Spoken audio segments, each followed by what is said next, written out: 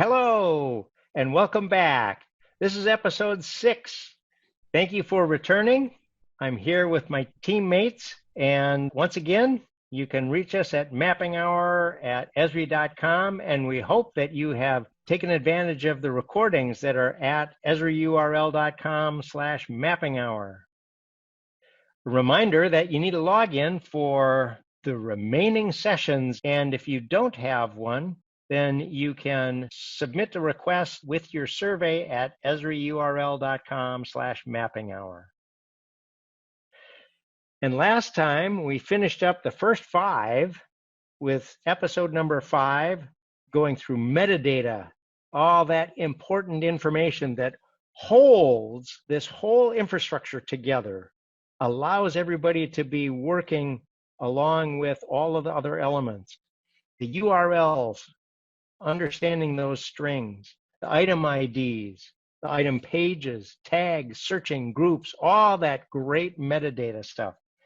That's going to be really important for everything that we do from here on out. And starting today in episode 6, where we're going to be working with data and tables and coordinates and GPS. Without further ado, I get to start today, and let me jump to a document that's called Table Time. This is a document that has been around for actually a number of years because these characteristics, these bits of information are timeless. And they talk about the importance of some background elements, being able to navigate and work with drives, folders, and files, and then the ability to work in data tables. And this is a reading and an exercise. So here we begin the reading. So let's think about tables. And I want you to think about the family that you see. This is the Smith family. There's dad, mom, child number 1, Tony, child number 2, Terry, child number 3, Tina. Okay. Gosh, it was just really hard to process all that information in this fashion. This is not an easy way to do this. And if I asked you a question and said, hey, what's their average weight? How many eye colors are represented? If the family goes to a lake, who's going to be happy? It's hard to look at this. But there is a way to look at this that makes life easy. And that's with a sort of a linear process. We think of them in terms of like things. This data table makes life so much easier because you can see what's there. You can see the commonalities. You've got rows of individuals going across. You've got columns of the like things. This is what GIS relies on. These rows and columns, the data that is behind the features. These are the attributes. The rows are the features. Think about this on a map the same way. The rows in a table are the features. The columns in a table are the attributes. Now, there's a problem with this data table. If I look at the empty cell here with weight for mom, I don't see a weight there. Can I just think of it as 0? 0 won't work. Mom weighs something. And how do I cope with that? And even more, if I look at the height column and I want to sort these won't sort from the lowest height to the highest or the highest to the lowest. These have non-numeric characters in here. So they're going to sort as in alpha sequence. So 411 is before 42, and then comes 510, 57, 58. And so you need to be thinking about these things in terms of numbers and having your tables with absolute fidelity to these.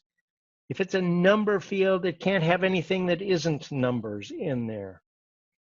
If it's a non-number field, it can do a variety of things. Like you can have 10th grade in here and college degree. We've got a variety of characteristics in here that you might have no similar elements in terms of their description. If you had something A, B, C, D, E, that would be, you could alphabetize these things. And here we've got sort of apples and oranges.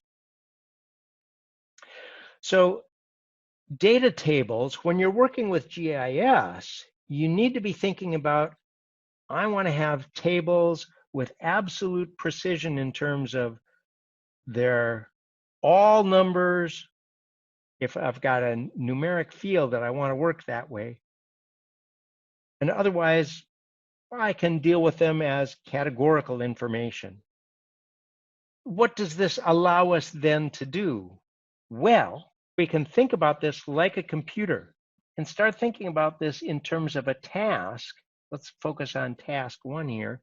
We could walk through a task that is, come up with a description of your family and start doing a name and 3 characteristics that are alpha and 3 characteristics that are numbers, like height in inches, something like that. And then start thinking about this in terms of GIS and go around the school grounds and start thinking about this in terms of number fields and string fields that will allow you to do something special with it. That's what we're going to be seeing a little bit later today. But as I'm looking at this, I see latitude, lat, y, and long, x, and a couple of these have some minus numbers in this. Minus numbers for latitude and longitude? How can that be? How can we have latitude and longitude with minus numbers? Well, look at this. It's math class. We've got the axes. And I've got there's the this axis and the this axis. Let's see, what are they called? This one was the x-axis and the y-axis. Now, as you're looking at me, and this is the x-axis, and when you go that way up the x-axis, as you're looking at me, when you go that way up the x-axis, you're going in, I'm hearing positive numbers. Yes, you're going in positive numbers up the x-axis. And that way, you're going to negative numbers. And up the y-axis, you're going this way to positive numbers, and that way in negative numbers. Now, we're in geography class. We're looking at a world map. On a world map, this is and my colleagues are mouthing the equator, the equator, the equator. Yes, there they are. And this one is the prime meridian. Of course, they're saying that. Yes, indeed. Okay, so this one, X, this is actually tracking longitude? Hey, I thought this is a latitude line. Yes, but it's tracking longitude. As you move down this line, you're changing your longitude. Any one of these lines, you're changing your longitude. You're going from 0 at the center to positive that way and to negative that way. Same thing with your latitude. Wait, this line, this prime meridian, is a longitude line. Yes, but it indicates the change in your latitude as you move up and down. So that way on the x-axis is going to be positive. That way is going to be negative. That way on the y-axis is going to be positive, and that way is going to be negative. keep those in mind as you work your way through here. And with that, remember this table time exercise.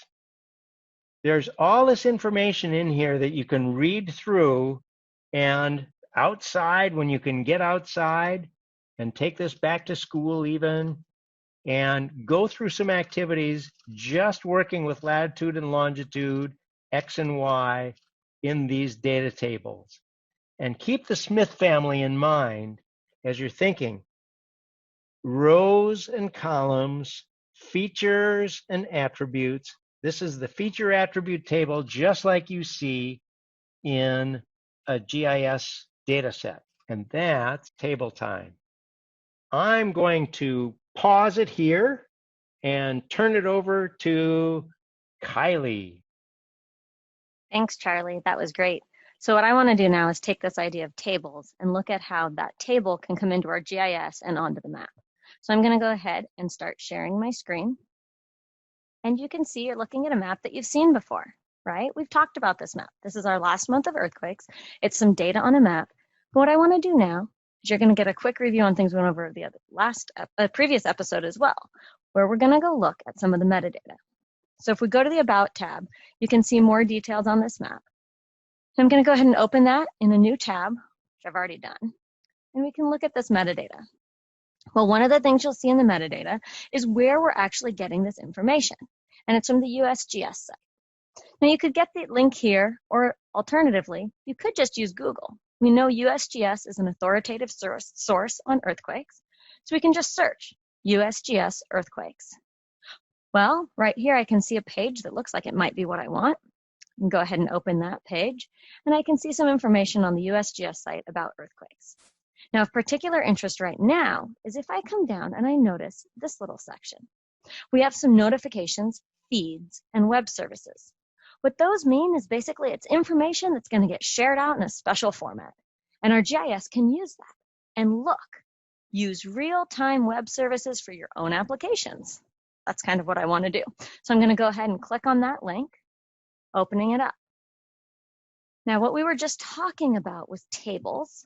And a similar thing, when I'm working on tables in a computer, I often use a spreadsheet.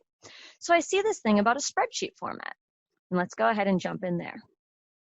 Now, for those of you who paid close attention, you may notice that if I jump back here to the metadata about our map, the link that shows here where we're getting the information is actually the same as the spreadsheet page that we're landing on. But we've gotten there, no matter which way we got here. And we can see that there's information here called feeds, which, as I mentioned, is just some data that's being put together for us. And look, the past 30 days. Well, our map was the last month of earthquake. Past 30 days, it's probably that data that we were talking about. And we were looking at earthquakes 2.5, magnitude 2.5 and greater, and I can see that here. And I can click on that item, and it'll go ahead and download it. And you can see right here, we're getting a download. And we can look in the downloads on our computer, and there it is, a CSV. Well, a CSV stands for a comma-separated value, and I can open that file in any type of program I want, even just like Notepad. So I'm going to pull up my favorite Notepad app, and we can see this table. Looks great, right? Can you tell where every earthquake was? What was the magnitude of that fifth one listed? Yeah, I'm not a great computer either. I really struggle to read this. And while I understand it's the right information and it's comma-separated values, I can see the commas. Oh, and in this purple line, I can tell what the different things are. It's a pretty hard format to read. But one thing that's really cool is we have spreadsheet programs that help us to better read this type of information. So the first thing I'm going to do to make this a little bit more readable is take it into Excel. So here's our same data. This is looking a little bit more like those tables Charlie was talking about. And we're not going to spend a lot of time here because I want to make it even more powerful than looking at it in Excel. But what I do want you to notice is we have this latitude and longitude. Well, we've just talked about those a little bit, as well as some depth information and magnitude, and a whole bunch of other information about the earthquake. But key here that I want you to notice is we do have latitude and longitude, or a location, for each of these records or rows. So now what I'm going to do, go ahead and minimize that, and I'm going to jump onto a new map. So this is just the same as when we came into ArcGIS Online before, and we can see that we're not signed in, and we're going to go ahead and click Modify Map so we can play with it. Now what I want to do is jump back to that file I downloaded. So, got a CSV file of information, got a map. CSV file's on my computer, maps in a web browser. I really wish I could take that data, which has latitude and longitude as we saw, as well as all this other cool information, and instead of having to read that table and trying to understand where they are, I want to just put it on my map. Well, what if I just try that? What if I just drag this file and put it on my map? That was pretty cool, right? Like that's all I had to do. I just dragged it and dropped it. So again, it's kind of like you would use if you're moving a file between two folders on your own computer. But in this case, you're taking it and you're dragging it right into your map in the web browser and online. And it's taking that information and it's putting it onto the map. All right, so that was pretty cool. It's helping me with style, as we've seen before, because often when we add data, the first thing we want to do is style it. But I'm not going to worry about that right now. Right now, I just wanted to get the data in here. So let's go ahead and cancel out of that and look at what we've got. 2. All right, I have to admit, I'm not even sure where that's coming from. So what I'm going to do is give this a much better name. And when you click these 3 dots or the more options, you can see there's an option to rename your layer. So I'm going to go ahead and do that now. And I will say last 30 days of 2.5 mag or greater earthquakes. And you might have a much more short name or succinct, but that'll work for now. At least I can remember what that data is and why it matters to me. All right. With this data, you've seen in some of our other episodes, you can actually view the raw table of information. So if you remember, this button here that looks, well, like a table, will show the table. So let's go ahead and click it, and you'll see very similar to what we were looking at in Excel. In fact, I'm going to bring up Excel and make it smaller so we can see a little bit of both of them, just for a second. Well, we've got our time, our latitude, our longitude, our depth. Okay, yeah, we've pretty much just taken the same table and brought it in. So we can go ahead and get rid of Excel. We know the information we want is here. But part of why I did this was so I didn't have to look at the table and I could look at the map. So I'm going to go ahead and close this. And you can see, yeah, I've got all my dots here. That's great. I can, well, okay, it's not great. If I look at this map, all these colors and different sizes, the information was really cool. Well, if I look at this, I can still see the dots. And I remember, right? These maps are interactive. What's something I can do to see more information? Right, I bet Charlie's thinking it. Click on one of the dots, right? Play with this data, see what you learn. So I'll click on one. Okay, cool. I see the time, I see the latitude and longitude, I see the depth and the magnitude, all this information that was in the table, I can view right here for that one record or feature. So that's pretty cool. I don't have to look at the table and I can see the information for that specific point right on the map. Now, I'm not an earthquake expert and I don't really need all of this information. I liked that other map where it just focused on those things I need. And one of the great things about making your own map, you have control over what's presented in this pop-up. So let's go ahead and look at that right now. We come back over to our layer in the content and we look at more options and we click on that choice, you can see that you can configure the pop-up. Now, as we've mentioned, the pop-up is that little window that appears when you click or interact with a feature on the map. And then we come in here, we can see all kinds of things we can do. Well, look, these field attributes will display. Charlie said the column or the attribute, those are kind of the same thing. I'm seeing more than I want, so let's configure that. In fact, there was a lot more than I wanted, so I'm going to click at the top here to turn all of them on so that I can click at the top again and turn all of them off. Now I'm starting from a blank slate. I thought the time was really important. I'd like to know when the earthquake was. And in particular, the things we were looking at before was the depth and the magnitude. So I'm going to keep those as well. Now, latitude and longitude were important to me until I put it on a map. But now the map's got that for me. So I'm going to leave those out of my display. I'll go ahead and click OK. And click OK again so that my changes take effect. Let's try clicking on one again. That's a lot cleaner. That's more of the information I'm concerned with. It's not the best formatting though, and you can make it look a lot nicer. We can go back in and configure pop-up, and we can do things like here, click this little plus button and add some information like the magnitude right into the title. Go ahead and click OK again so we can see what that looked like. There, magnitude's pretty important. Let's really highlight that information. And this is great, but you know what? There are some more fun ways to see this. So I'm going to go ahead and configure that pop-up again and show you another part of it that's really powerful. You can see here, there's a display field and it has some choices. So if I expand on that, I can see that I can do a list of the attributes. I could choose one field and just show it. Well, I had a couple that I wanted to see. A custom display or nothing. Maybe just the title is all I need. If all I need is magnitude, we could go with that. Get rid of everything else. It's already there in our title. But today that's not enough. I do want a little bit more. So I'm going to go with a custom attribute display. And let's configure that one. Well, in here, I can just write. And let's see if we go on and we'll put a time. There was a, let's put in our magnitude. And you'll see similar to the title, it's entering these curly braces with a word inside. What that means is go to the table for this particular feature and pull out the value that you find there. So the magnitude of this particular earthquake is going to come in. When I open the pop-up, I'm not going to see the curly braces and the word magnitude, but instead the value that was in that field of the table. And we'll magnitude earthquake. Whoops. At a depth of, and let's go ahead and stick our depth in.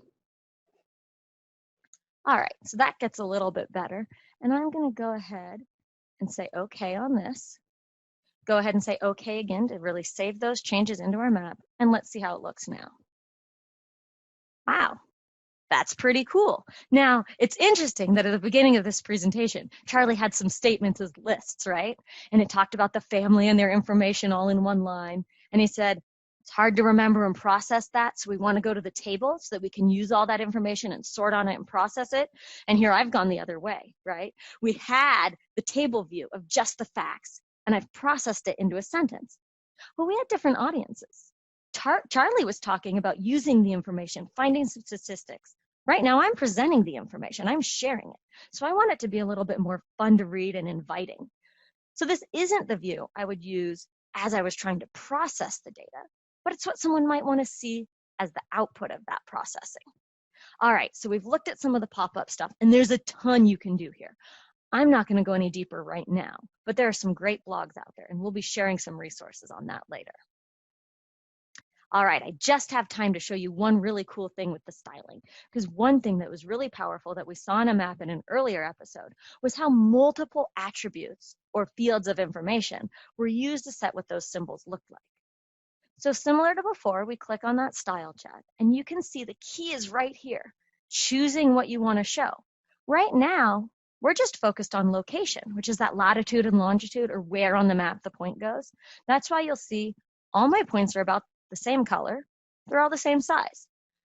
We can get more than that. Now, let's instead look at the magnitude. And look, add another one.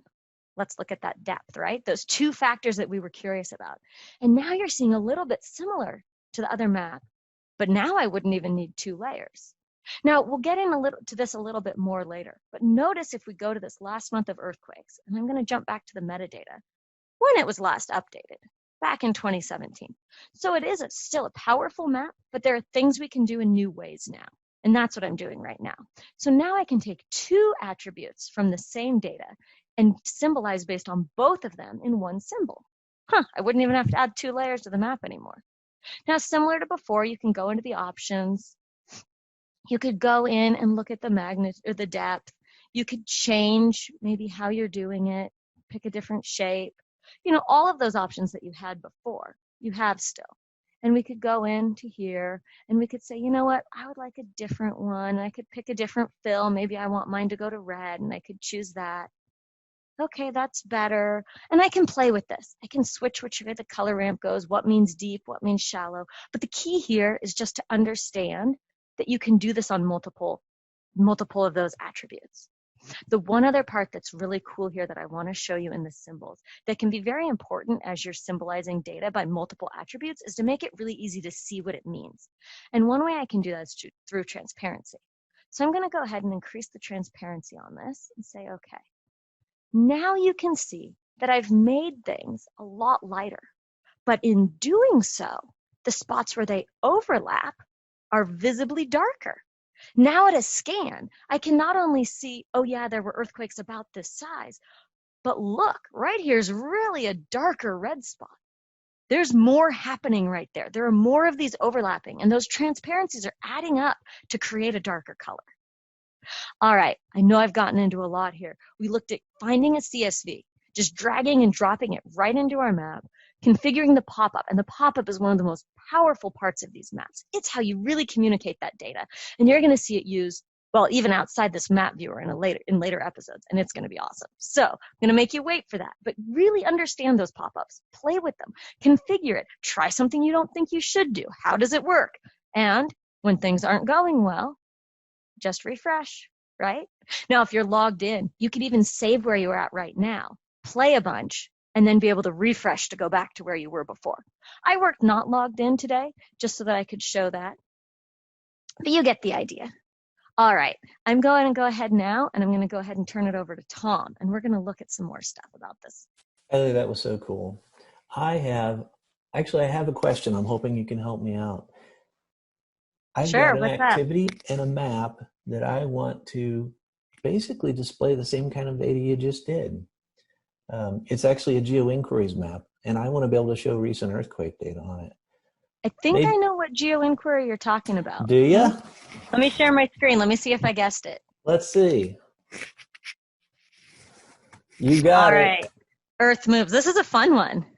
It is. I have to admit, being a native Californian, I've lived through some interesting earthquakes, and I do find them fascinating. The problem with my map is that for this activity that's up all year round, when schools and kids use it, it's pulling the same historic earthquake data set. Now, I saw what you did with Charlie's, where you grabbed the last month of data, but what I'd like kids to be able to see is the last month of data from the time they open up the map. Gotcha. Well, we can definitely do that too. You know, that's what Charlie's map had, right? It was always the last 30 days. That's what I want to see. If you'll open up the map, there's maybe one more gotcha in there that I'm hoping we can talk through. Okay, let's check it out. All right, I've got the map up here. Oh, this is a different looking earthquake map. So it's the same kind of concept, but I can see some slightly different information here on the map. Cool. And you might have noticed that the map's a little different shape than the other map that we looked at. This map doesn't fit right. I see some like grayish color in the corners here. Corners, yeah. I think if you zoom out a little bit, it'll be a little more obvious, especially for those of our friends who aren't maybe cartographers. Yeah, so now we have an interesting shape on our map. This is actually a projected map. So the data have been transformed a little differently as we tried to move it from a globe to a piece of a flat surface. And this is actually called a Robinson projection. The cool thing about Robinson projection, as opposed to Webb-Mercator, which is what we saw on pretty much every other map we use, like that one, is that the Robinson projection is really good at displaying data, particularly at the mid-latitudes. So it's better at holding size and shape for most of the world. It gets a little weird at the top, at the North Pole and at the South Pole, but right in the middle there, it's usually pretty accurate. So I'm hoping that the use of this Robinson projection doesn't cause us a problem as we try to bring in your live data set. All right, well, let's go try it out. So one thing I'm actually going to jump back to, because I think this is really important for what you're trying to do here, Tom, is looking at this map again that Charlie put together. And as I mentioned, we can go to the About and we can see the more details. And you can even see right here, it was last modified in March 2017. Yet when I click on the map, similar, I think, to what you want, this earthquake is from March 29th, 2020. So that's definitely not within 30 days. Is that what you're looking for? That's it. It's the last 30 days from today. Great. So just a minute ago, working with Charlie, I dragged and I dropped a CSV on. Now, that was a CSV that I downloaded. That was a static set of data. And that works great on some projects. When you've done some data collection, you have a set of data, or maybe you really just want to focus on that window in time, but it's not changing. Now, in this case, I think you're going to want something different. So let's go ahead and we're going to look at the details from Charlie's map, because it's going to give us another hint. And the hint I'm going to look at is what he is pointing to for his layers and the URLs of them.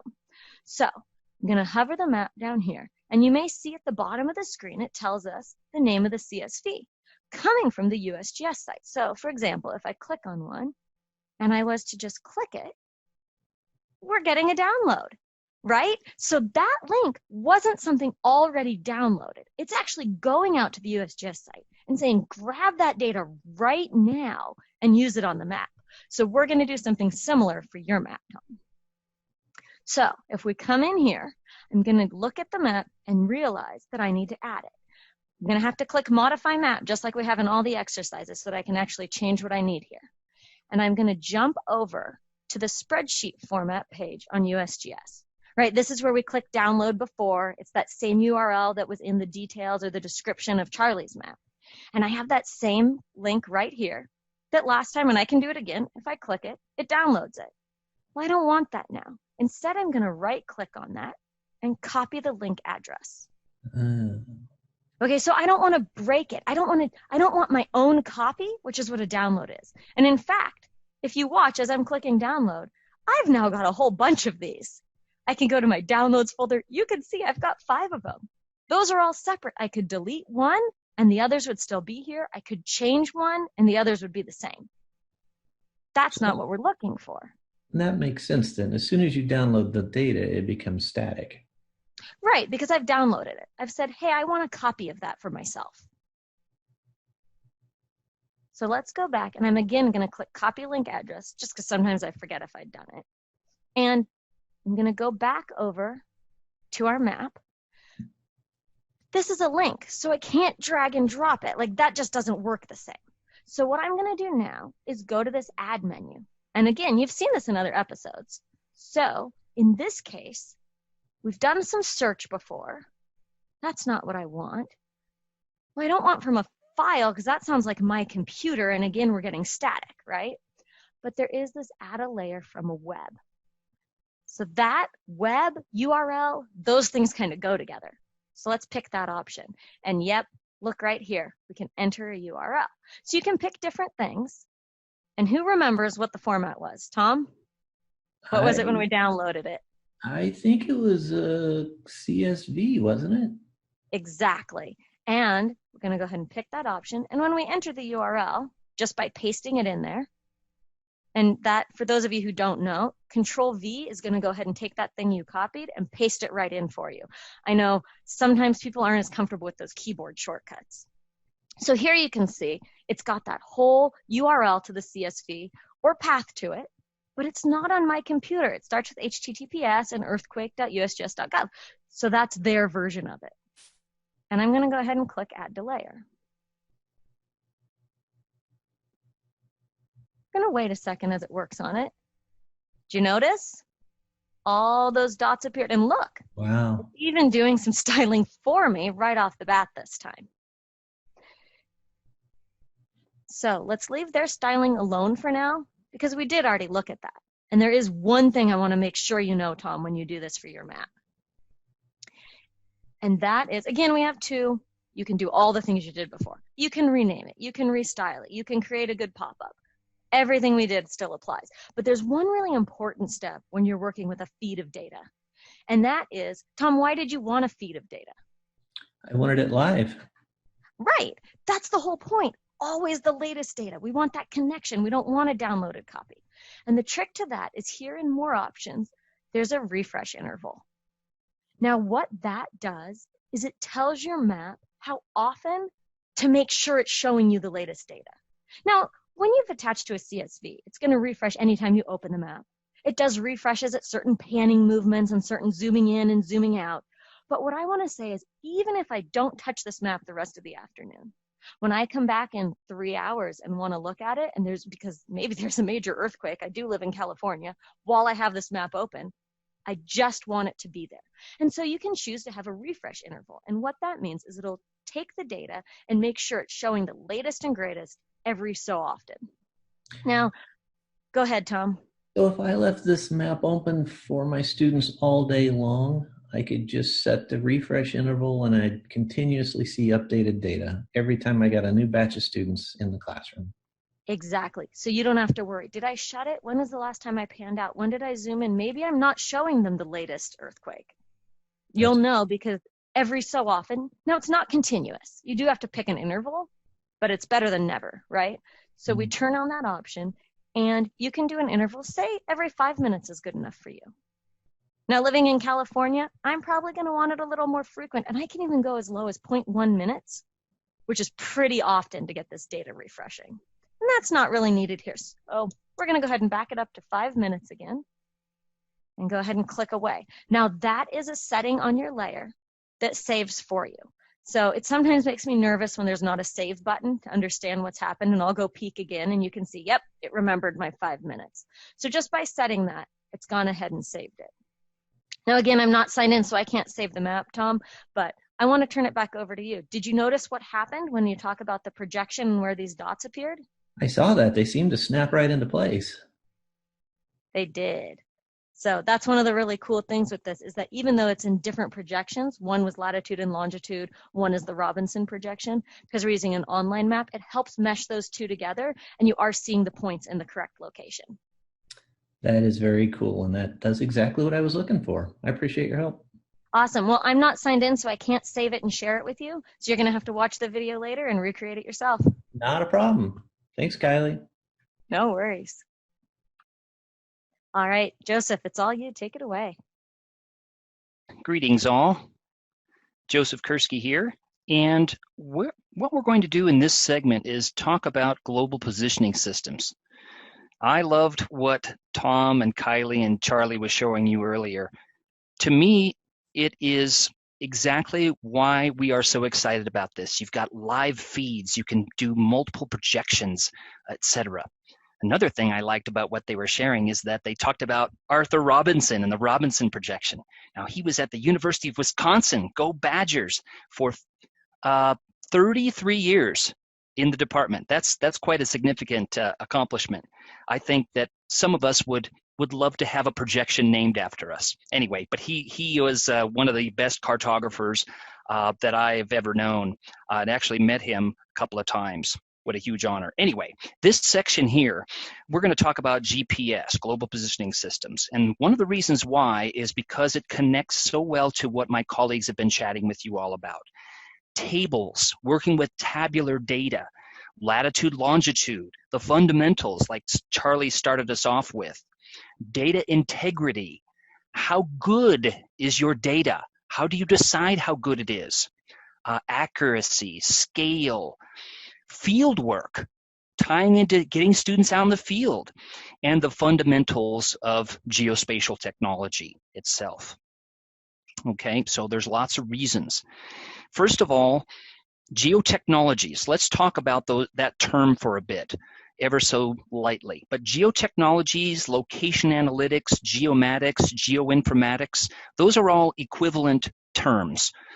And my colleagues and I, we don't really care what it's called as long as there's spatial and critical thinking in there. But geotechnologies includes geographic information systems, which is often defined as a way of making spatial decisions or spatially enabled decisions, geographic decisions. And oftentimes it's defined in terms of its components. You've got some hardware, you've got some software, increasingly online, as you've seen here in the Mapping Hour presentations, data, spatial data, methodologies, how do you actually work with it, and people, the network of people. And so that's one component of the geotechnologies, but GPS is another component, global positioning systems, we'll talk about in this segment. Also remote sensing, looking at the world from space, from UAVs, from Landsat and other satellites. And finally, web mapping. And again, GPS, let's get into it just a little bit more. There's a ground component, as I'll explain in a moment, a satellite component, and a user component. It's tied really well to bridging boundaries, or breaking down boundaries, I guess I should say, between disciplines, which is why many of us love teaching with geotechnologies. There's a math component in here. It's good old distance equals rate times time, as I'll explain in a moment. Also, I think it's important to mention that GPS nowadays is really part of GNSS, Global Navigation Satellite Systems. And that the reason why is because GPS is really the American version of Global Navigation Satellites. That's the USA's GPS constellation of satellites. So the USA owns those satellites and makes them available to the globe, but it's the USA's flavor of it. There's Galileo for the European Union, there's Beidou in China, GLONASS in Russia, for example. We're going to talk about this in a bit, but why teach with GPS? Again, this is tied to the shape of the Earth. It's the fundamentals. It's how we know where we are on the planet's surface. We have this oblate spheroid, right? It's a little bit wider around the equator than around the poles. And everything we do in a GIS, whether it's on the web or on desktop software, is tied to how we actually measure the shape of the Earth. And GPS helps us do that and figure out where we are on it and where we've gone across the surface of the Earth. And GPS is really tied to this whole idea of absolute location. And a little bit of a teaching moment here. You might describe this to students or your kids, if you're teaching your kids right now, about relative location. Okay, we're going down to the library, and we turn left at this traffic light. We go down the hill, and it's across the street from the park. Those are relative locations. Absolute locations are street addresses or latitude, longitude, as Charlie was getting into with you all. Now, GPS, just as another side technical note, is different from RFID, or radio frequency identification. RFID uses a reader that transmits a low frequency RF signal to an RFID sticker. Think of the stickers that you've seen sort of in a library book, for example. The sticker is only made of metal and silicone, but the electrons in the sticker become excited and begin to flow from the signal, causing the chip to wake up and transmit some sort of information. So GPS is a bit different from that, as I'll explain here. Now, one of the reasons, again, why we like teaching GPS is because it's tied to what Charlie was talking with you about, how the equator is the x-axis and the prime meridian is the y-axis. And so we've got these positive and negative values if we use decimal degree coordinates. More about that in a moment. And in this next section, I'm going to talk about and demonstrate some ways to teach with GPS. But before I do that, folks, let me just go ahead and show you this. I'm going to share my screen right now and show you one slide from a resource that Charlie and I are going to discuss with you at the end. It's a set of slides that describes the GPS workings, how it works.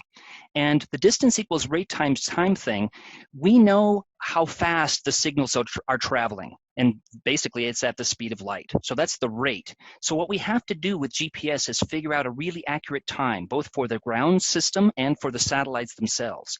Once we can calculate the distance from those time signals, we're going to be set with our location on the planet's surface. And one way that you can use to teach with this is, hey, ArcGIS Online. So for example, Kylie and Tom and others in the workshops here have been talking about earthquakes. You know, we don't have a seismic station for every square meter of the Earth's surface, right?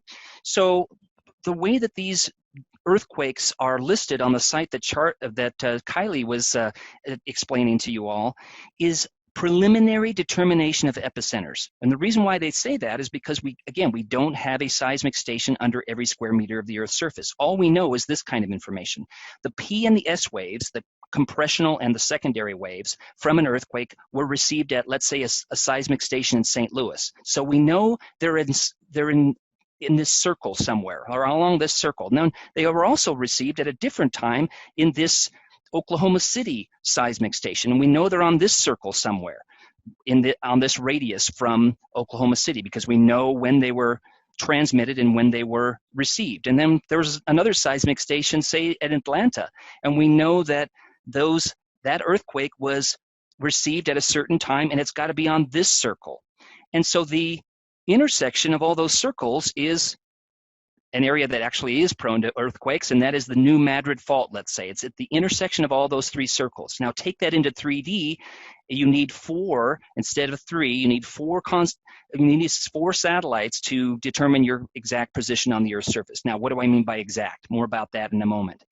let's take an ArcGIS Online map here, and I've got a coordinate, for example. This will build on what Charlie was going through with you all a little bit ago. We can, as you know, in the upper right-hand box, insert a mountain peak, a school, any location, city, etc. We can also insert a latitude, longitude. Now notice that I've got minus 00092, comma 51.47, kind of an interesting place. Where is this? I'm going to add that to the map notes.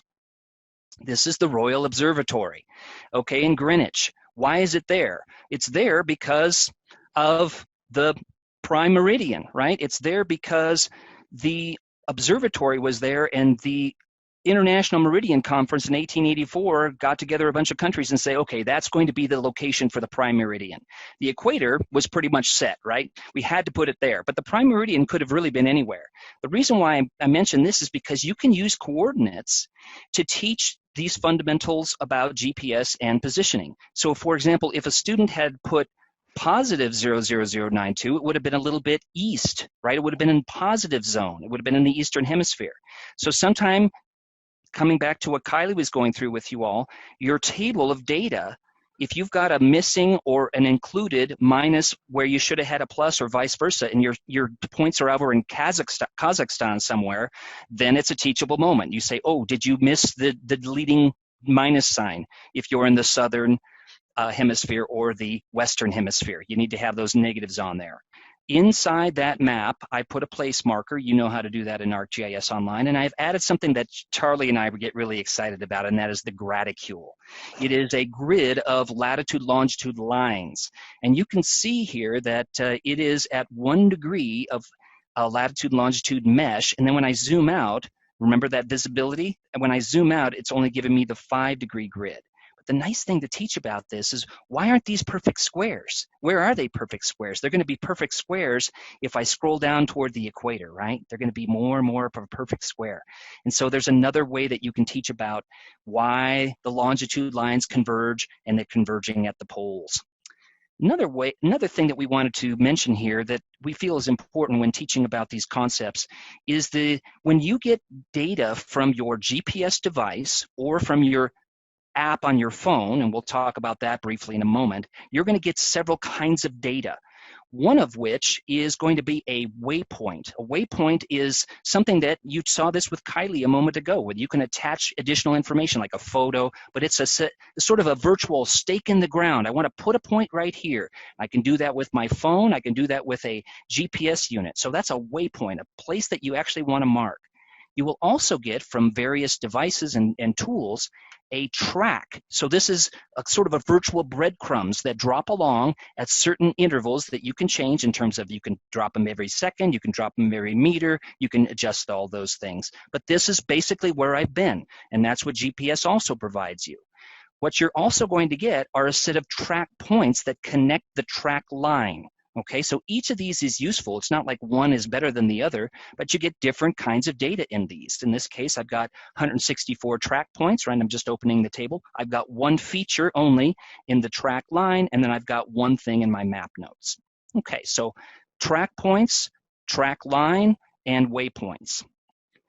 So let's get into, just ever so briefly, should I use my phone? Should I use an actual GPS unit? Now I'm holding both of them in my hand, and you can see relatively easily, although my phone's a little dark here, that they're recording the latitude and longitude. They're not exactly the same number because of, again, like we touched on earlier, what are your accuracy requirements? So there is a way for you to, and many teachers and professors that we know, tap into a higher end GPS device, an actual Trimble or a TopCon or something like that. There's even things that go on your phone nowadays that give you additional spatial accuracy. Okay, more about that in the document that we'll share at the end though. So they're both good, and you can also do some nice experiments with your students out in the field about the precision and accuracy of these points. So I've got all kinds of reports online in GeoNet about tests that I've run with this concept, using a phone, using an app. We'll talk about that in a minute. Now let's take a look at this. This should look pretty familiar to you all. This is in ArcGIS Online, and I've got a couple of waypoints. Remember we talked about that a moment ago. So I took a nice hike out in the chaparral one time when I was over by where Kylie is in Redlands, and I collected some data. So in this case, I collected data with a app on my phone. Okay, it's called Motion X GPS. It emulates what you have in a GPS receiver. So here's my track and my track points from my Motion X. How did I get that into ArcGIS Online? Well, very easily, just kind of like what you went through with Kylie. Remember this add button? One of the things that you can do is you can add layer from a file. And look at this. One of those formats is called GPX. It's an XML, or an extensible markup language version of the data that comes in from your app or from your GPS unit. So that's one of the files that you can actually easily ingest here. That's how I got it in here. It literally took me add, and there it goes, okay, 15 seconds. So the reason why I'm showing you this is because I also have, hey, a CSV from a table from my actual GPS unit. And those are my points that came in. I can look at those latitude, longitudes. This is in the Western Hemisphere, so all the longitude values are negative. So I've got that in my map as well. Now, one of the things that I wanted to point out here is on that notion of accuracy. Notice the position of the trail on the image and my position of the tracks. Now, this is a very steep area. So my hypothesis is that as I was either going up or down that trail, the position was compromised a bit. Now, how much? Well, we could measure it with the measure tool. It's about 11 meters off of the image. Now, how close was the image? The image has been manipulated as well. So be careful that you don't just automatically believe that the image is 100% down to the sub-centimeter. But the point is, these are the kinds of things you can do with students. Now, back on my accuracy note, there was a big ridge off to the west. And my hypothesis is that those GPS satellites off to the west were not visible as I was going as I was walking on the east slope of this very steep set of hills. Another thing to point out at this point, folks, is that the signal that you're getting on your phone is actually a combination of GPS, Wi-Fi, and cell phone tower triangulation. So you're getting a bit of an enhancement over a GPS unit. But as you can see here, if you compare my GPS versus the cell phone, sometimes the GPS is better, sometimes the cell phone is better. So again, it's a nice thing to be able to just teach those concepts with the students. Couple last things here as we close out. There are some capabilities. For example, here, you know that you can make a 3D scene, right? Why not bring your GPS data from your phone or from your GPS unit into a 3D scene? And you might be able to see here if you look really closely, but every one of the points that the track points that I have here is actually a little person hiking. So that was just a kind of a fun symbology thing. But isn't it fascinating to be able to go out and collect data and then, okay, here's where we went on our field trip with these tools. 3D scene, here again, Chaparral Hills of California, much relief. It was an easy thing to do, simply add data. Inside that document that Charlie and I will share are a couple of geocaching sample activities. I like to create a story around the geocaching event. So geocaching is a virtual treasure hunt. Many of you might be familiar with it. It really came into vogue about 20 years ago, and a lot of people are still very passionate about geocaching. But you can also do it on your school campus, for example. So I like to design these fictitious scenarios, and this one is all about, hey, there was a silver map back in the 11th century, and you found some clues to be able to find that map of silver. And here are the coordinates on the grounds, in this case of an environmental education center, where you need to go and look for clues, and you're going to use your GPS or your cell phone to actually find those things. Another set of tools that we could talk about are related to this whole idea of GPS location. One of my favorites is something called Mapillary. And what Mapillary does is it allows you to do this sort of thing. So you've seen Google Street View, right? As you use Mapillary, you're basically collecting your own street view or your trail view, as you can see here. I was walking along a big circular route in a park in Melbourne, good on you mates, in Australia back in September, and I collected a Mapillary track, and you can map it that way. And you can use that, of course, as a activity or a tool. And the nice thing about Mapillary and some of these other tools as well is they're actually helping collect data where there was no street view. So communities can figure out what their infrastructure was, their curbs, their light poles, their street facades, etc. Okay, last piece here, folks. I have a set of podcasts, and the one I produced this month is actually about latitude and longitude. So if you're interested, you could hear me going on and on about the wonders of latitude and longitude. And the last thing, as promised, Charlie has inside the K-12 org this whole zone of GPS material. So again, we didn't cover it adequately here, I realize, but what is GPS? How to use it? GPS and GIS, a more perfect union. Recommendations on GPS receivers. Yes, they still have their place, even though we've got lots of nice tools here on the phone.